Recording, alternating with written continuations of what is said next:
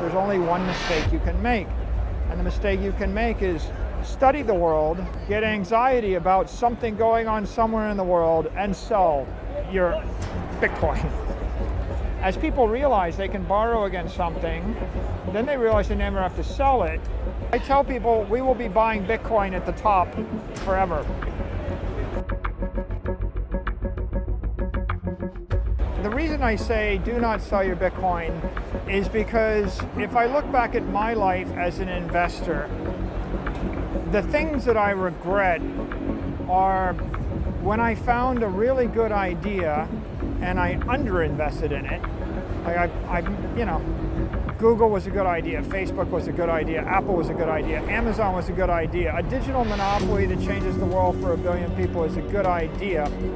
And yet, the most common two mistakes after finding a good idea is, first mistake is someone says something, they talk crap about your idea, there's FUD, oh, Australia's going to tax Google, or somebody's going to Amazon's going to get regulated, or something will happen, and so people panic sell. And so whenever there's anxiety in the market and you panic sell, and then you never buy back in, you regret that. And the second thing you always regret is you wish you bought more. I think that the common phrase, you do not sell your Bitcoin, is similar to what's written on the back of Hitchhiker's Guide to the Galaxy, which is the famous 2 words from Douglas Adams, don't panic. Bitcoin represents the dominant digital property network of the 21st century. It's a very simple idea. Take the money you want to give to your grandchildren, convert it to Bitcoin, put it in cold storage and wait. Let the rest of the world do the work, and you'll be the beneficiary of all the intelligent people, no matter where they might be in the world. You'll be the beneficiary of all their work with doing nothing else. There's only one mistake you can make. And the mistake you can make is study the world, get anxiety about something going on somewhere in the world, and sell your Bitcoin. Bitcoin is pristine collateral. It's theoretically the ideal collateral against which to take a loan. And so we felt that by us doing this deal with Silvergate Bank, it would make other banks either jealous or comfortable, and hopefully we'll see an entire Bitcoin banking sector evolve. And we want to support Silvergate Bank, as they move into this space. I think on the flip side, from the point of view of a Bitcoin holder, there's been this meme of, oh, well, I buy some Bitcoin, I wait, and eventually I sell it to buy a Lambo. And I think it's very important for people to know that if you owned a block in Manhattan on Central Park in the year 1900, and if your father, grandfather, grandmother, or great-great-grandmother ever sold that to buy a Lambo, you'd be very angry at them. And if you go back in time and give them advice, you would say, Mom, don't sell the family property, borrow against the family property to buy the Lambo, and then I will inherit the family property, which will be marked up by a factor of 100, and I can also mortgage it or remortgage it to buy my own, electro hover car. My house in Miami Beach is 305 times as expensive as it was in 1930 when it was first sold.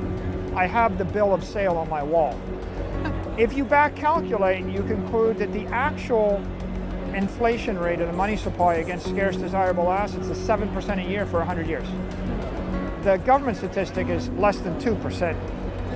And so you just have to ask yourself the question, do I want to sell something going up in value 7% a year when I could borrow money at 3% a year? I think there are a lot of Bitcoin holders that have always despaired they'd have to sell their Bitcoin, but they didn't want to. I had many people that are large Bitcoin holders text me and message me after they read about our deal, and they said, can you hook me up with the bank? I want to do the same exact thing. And I was like, no problem, here you go. And so I think it helps them.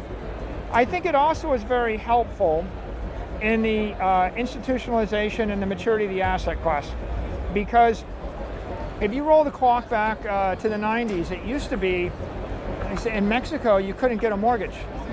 And you couldn't, I hired a bunch of people from Mexico City, and they said, Mike, we have to pay cash for a car, and we can't get a mortgage.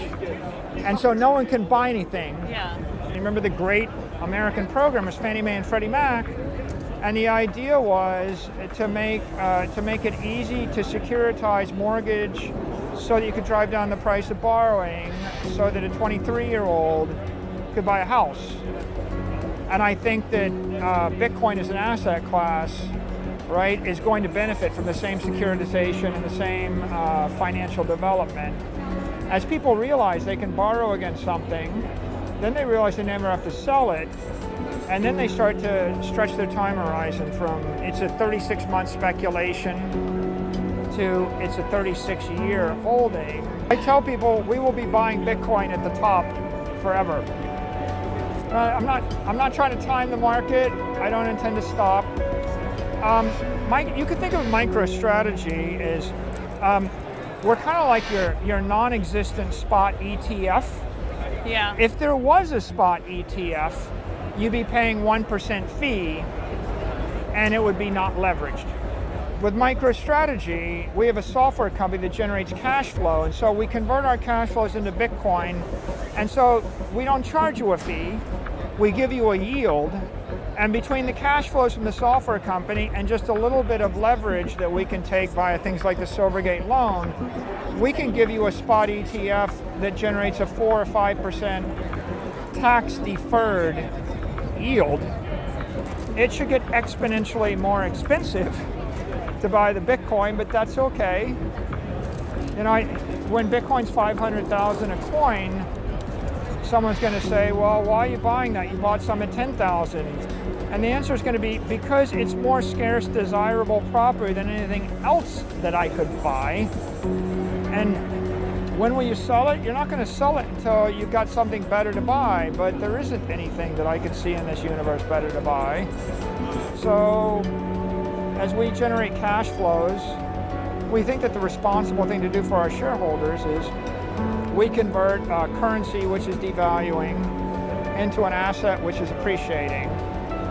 And we don't diversify because we're a public company and we have a strategy. They don't want the CEO of a publicly traded company to be unpredictable and random. And I think trust, it's a paramount theme. Trust is what built Bitcoin. Bitcoin is this universal trust network, and the people that all these people here love this is because they found something that they can depend upon and they can trust across borders, across time, across cultures, and that is such a precious thing. In the capital markets, the same thing holds. If you want to run a publicly traded company, it is very important that your shareholders trust you and your customers trust you. And trust means be predictable and do what you say you're going to do. We have $5 billion of unpledged Bitcoin, and we thought, do we lend to someone to generate yield, or do we borrow against it? Okay, so we borrowed $205 million against it, bought $195 million of Bitcoin, and we generated a tax-free yield, right? So in essence, we bought Bitcoin. You don't have 125,000, you have 129,000 now. You got an extra 4,000 Bitcoin, and then whatever gain we get will be tax deferred. So we figured that was a tax efficient strategy because, we've got interest payments, and it's also tax efficient for our shareholders because we're not incurring an operating income charge or a dividend charge. I'm a public company. I want it to be simple. I do not want my shareholders to be calculating what is the theoretical risk of the MicroStrategy or the MacroStrategy.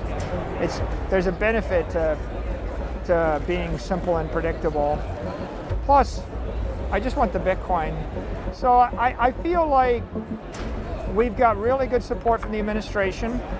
I think the regulators are progressive and very erudite. When Jerome Powell, Janet Yellen, and Gary Gensler have been asked about this, they say, look, it's a store of value asset. It's speculative. If people want to speculate, they can. It's not a currency. It seems engineered perfectly. It's obviously better than gold, It's obviously better than all the other ideas we have. It's too perfect. It's too good to be true, and so I think someone's going to ban it. And that's not uncommon. People with large sums of money that are buying fixed income or buying equity index are like, yeah, it sounds really good on paper, but you know, it must be too good to be true. Nobody's going to let that around. And so how do you answer that criticism when someone says it's too good to be true? And so I wanted something better than a big tech monopoly, and I want something better than gold, and so I have Bitcoin. It's too good to be true, someone's going to ban it. And the single best way to refute that is say, well, this is what the President of the United States has said. Whereas 40 million Americans want this, I direct you to figure out how to bring it in the public policy framework. It's not going to be banned. If you disagree with the White House, the administration, the Senate, and the Congress, I'm not going to get your order. I get it. You'll be a late adopter. But I really think that we couldn't have had a better development than that executive order.